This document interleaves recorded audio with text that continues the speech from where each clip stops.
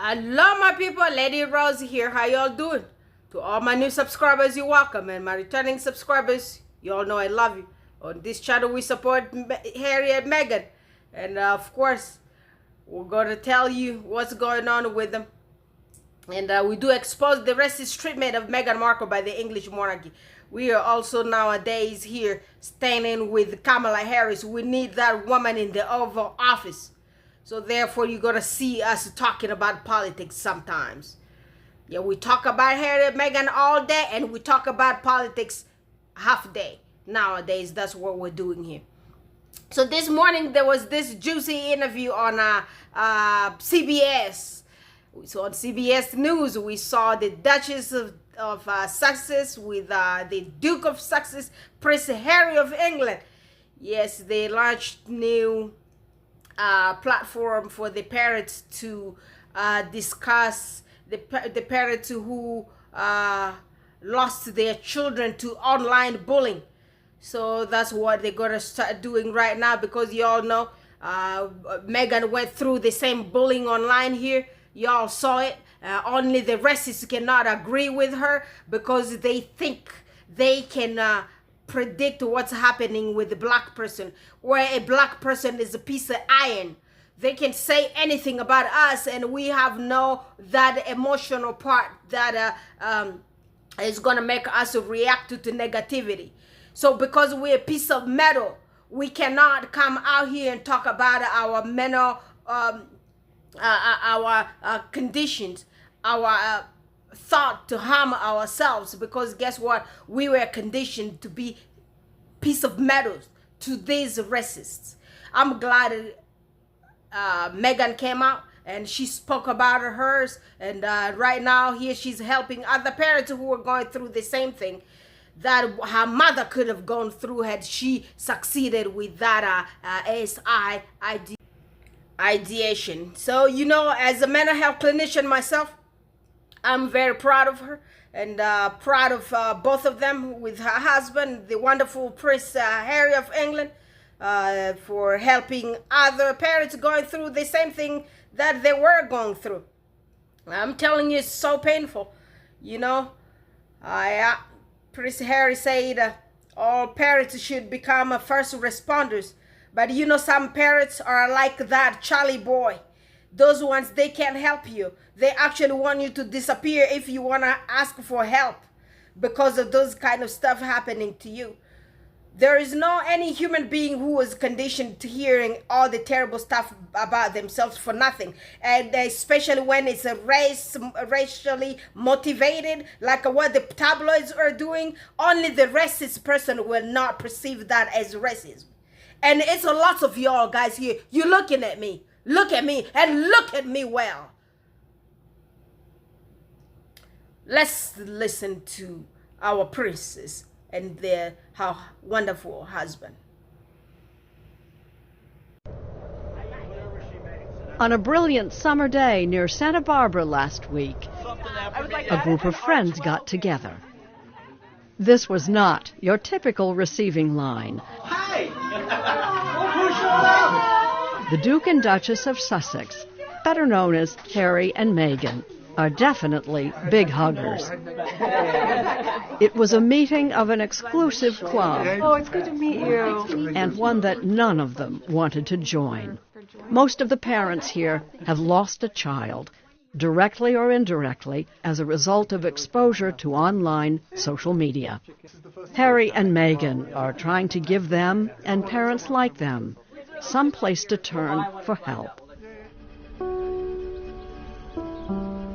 It's called the Parents Network, in association with the couple's charitable Archwell Foundation, and officially launches today. Gosh, I'm so happy you're here. Thank you. Meghan herself knows a thing or two about online bullying.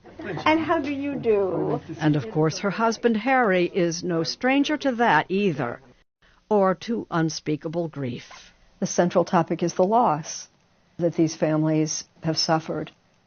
Stories that need to be shared because the parents who are listening who have not suffered a loss think that they couldn't. But they could. They certainly could. And that's, I think, one of the scariest things that we've learned over the course of the last 15, 17 years that social media's been around, and more so recently, is the fact that it could happen to absolutely anybody. I mean, we always talk about, in the olden days, if your kids were under your roof, you knew what they were up to. At least they were safe, right? And now they can be in the next door room on a tablet or on a phone and can be going down these rabbit holes, and before you know it, within 24 hours, they could be taking their life. Our kids are young. They're 3 and 5. They're amazing. But all you want to do as parents is protect them. And so as we can see what's happening in the online space, we know that there's a lot of work to be done there, and we're just happy to be able to be a part of Well, you change hope for good. that when your children ask for help, someone, is there to give it. If you know how to help. Thank you. At this point, we've got to the stage where almost every parent needs to be a first responder. And even the best first responders in the world wouldn't be able to tell the signs of possible suicide. Like that is the terrifying piece of this. You can't tell this story to everybody. People don't understand. It's something Donna and Chris Dolly know all too well. Their 17-year-old son, CJ, died from suicide after what they believe was depression fueled by social media use. But your son had a demon in his bedroom. Yeah. I think so, yeah. Yes. We had no idea what happened to our son. He had a beautiful car. He worked and did that. He had a job he liked. Sisters that loved him, parents that adored him. Yes. And he was happy. He was a happy kid. And like so many parents in their place, the Dollys say a factor in their son's depression and death was his smartphone, a device designed to be so addictive that he couldn't put it down, not even in the minutes before he died. He still had it in his hand, the phone. That's how addicted he was. He couldn't even kill himself without posting about it first. And like the Dollys, it's often impossible for parents or anyone else to see that someone was so deep in despair that they'd consider taking their own life.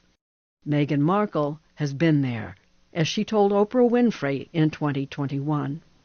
Look, I was really ashamed to say it at the time, and ashamed to have to admit it to Harry especially, because I know how much loss he's suffered. Mm-hmm. But I knew that if I didn't say it, that I would do it, and I just didn't want to be alive anymore. You had an experience that connects you to these families, and I see you touch your husband's hand in just the way I knew that you would be looking after each other if I went places. But the connection that you have with people is they know you had suffered too, personally. Contemplating killing yourself is what suicidal ideation was. And I'm dancing around this because I can see you're uncomfortable with my even going there. Do you?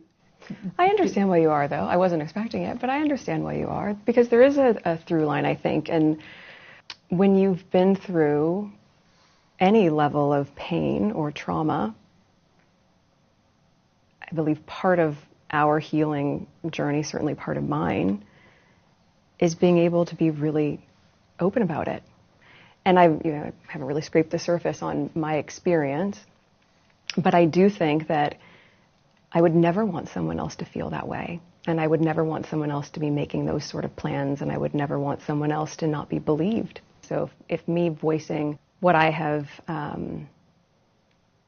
overcome will save someone, or asks or encourage someone in their life to really genuinely check in on them and not assume that the appearance is good so everything's okay, then that's worth it. I'll take a hit for that. What does it say? This in-person gathering was just for the launch. The Parents Network will meet mostly online. But group facilitator Leora Wolf-Prusan says the important thing is what the group will talk about. We're going to stop expecting you to be done with your grief in a year. We're going to stop telling you that we're tired of hearing the stories of internet harm. Like, we will say your kid's name over and over again because they existed and they mattered, and that we know that it wasn't your fault. That's it, right? It wasn't your fault. This happened to you, and now we as a community get to create something with you. Knowing that we're helping others, and even if that saves one kid and one family's heartache, that's enough. And these are some of the group's charter members. Taj and Celine Swanson-Jensen, whose son Tanner died from an overdose of drugs, pushed online. England was the youngest of... She was the youngest, 14 years old. Brandy and Tony Roberts, who lost their daughter England to suicide after online bullying. And Perla Mendoza, whose son Eli died when a painkiller he bought online was actually a lethal dose of fentanyl. Thank you for being here, but I have to, ask, why would you do this? Why would you do this? The simple answer is so others don't have to live what we've lived and will continue to live. I don't expect anything from anyone. This is just a labor of love in honor of my son and all the other children that have lost their lives to fentanyl. This is for the mother who cannot get out of bed, for the dad that won't leave his house. I stand here for them too. I hope that one day when it's my turn to go home, I'll see my son and he'll tell me, "Good job, Mama." The idea here is that there is comfort and power in numbers, with the goal, as Harry himself once said, of turning pain into purpose. And the two of you, this is, it's a modest beginning. It's not an army of parents yet. No. But what are your ambitions? I think you have to start somewhere. I think the simplest thing that anyone watching this or anyone who's able to make change, to look at it through the lens of, what if it was my daughter? What if it was my son?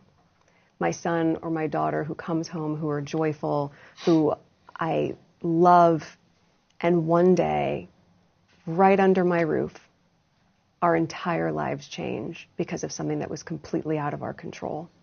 And if you look at it through the lens as a parent, there is no way to see that any other way than to try to find a solution. Yes, guys, there's everything. I'm super proud of this too. So right now, let's just wait for the tabloids, because you know what they're going to come up with?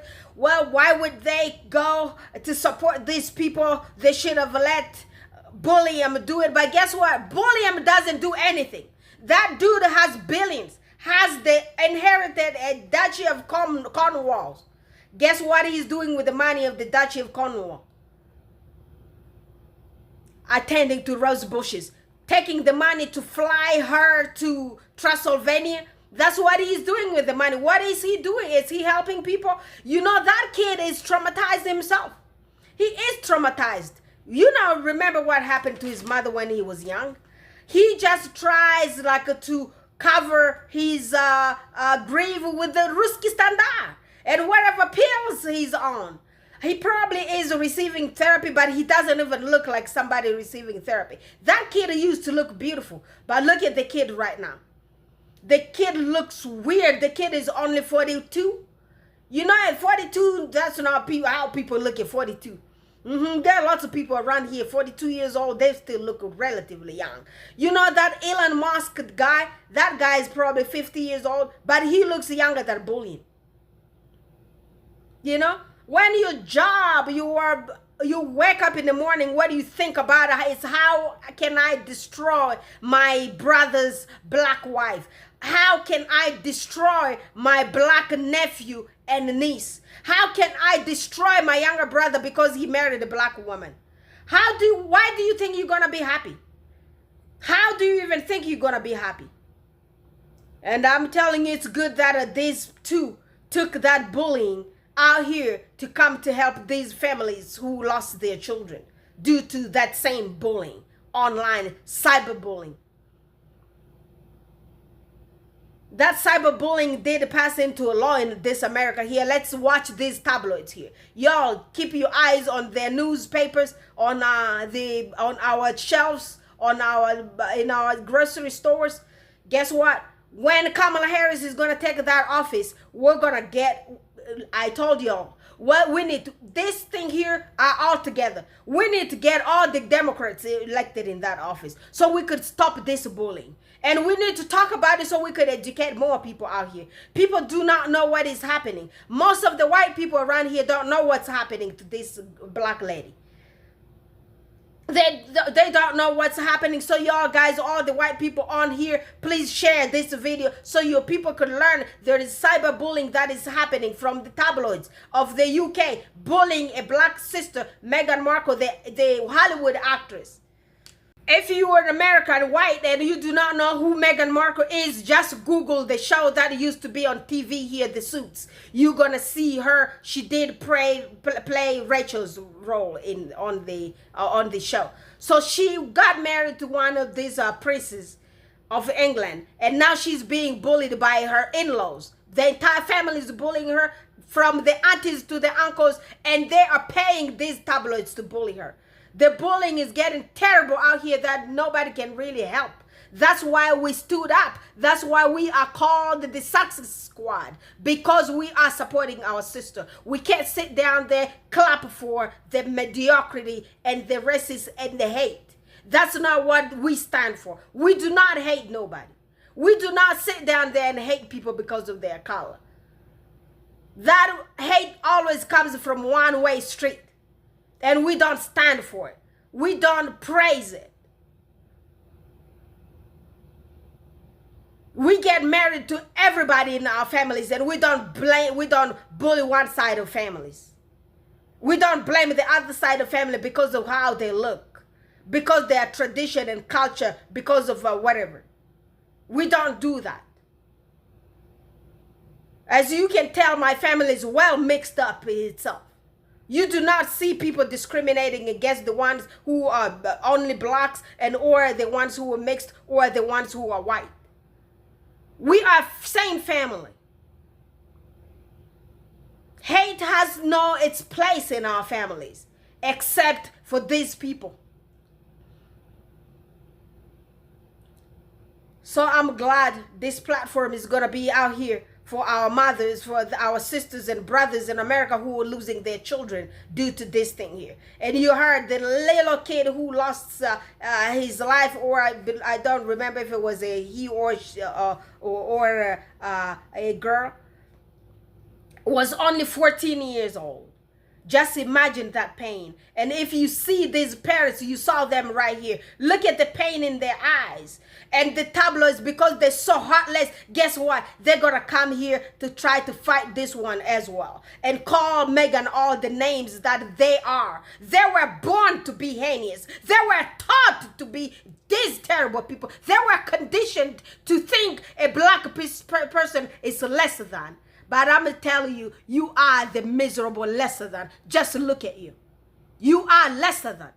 Because the normal people don't hate others because of how they look. You are unintelligent, miserable, and lesser than.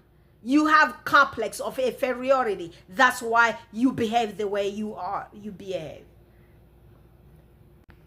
You won't see normal people being racist and just hating people and even coming out in the public and start hating on people. It's only these tabloids here. Only them. So let's wait. They're gonna come with the nonsense. Oh my goodness, right now here, it's an afternoon in their country. I'm telling you, they're just gonna start drinking all that Ruski Standard and pop all the pills and take them camera maybe 2 a.m. to start bashing Meghan for doing what she did.